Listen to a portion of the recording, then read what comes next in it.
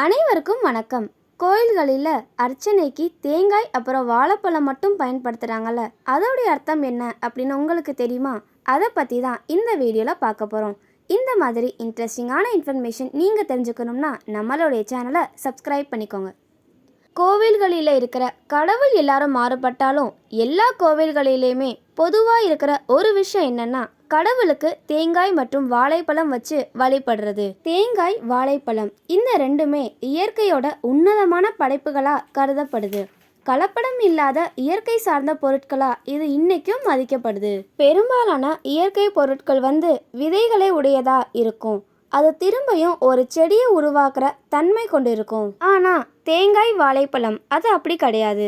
அது மட்டும் இல்லாமல் வேறு சில ஆன்மீக காரணங்களும் இருக்குது. தேங்காயை நம்ம சாப்பிடணும்னு ஆசைப்பட்டா அதை உடைச்சி தான் ஆகணும்.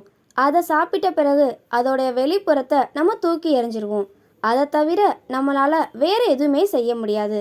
அதை வச்சு நம்மளால் ஒரு மரத்தை உருவாக்க முடியாது. வாழைப்பழத்தை சாப்பிடும்போது பழத்தை சாப்பிட்டு அதை நம்ம தூக்கி எறிஞ்சிடுவோம். அதை தவிர நம்மளால வேற எதுவும் பண்ண முடியாது. தேங்காய்க்கு மேலே இருக்கிற வெளிப்புற ஓடு தான் நமக்குள்ள இருக்கிற கர்வமும் அகங்காரமும். இதை நம்ம உடைச்சி தான் ஆகணும்.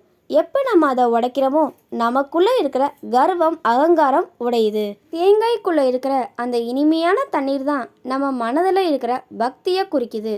அதில் இருக்கிற அந்த 3 கண்களுமே நம்முடைய கடந்த காலம், நிகழ்காலம், அப்புறம் எதிர்காலத்தை குறிக்குது.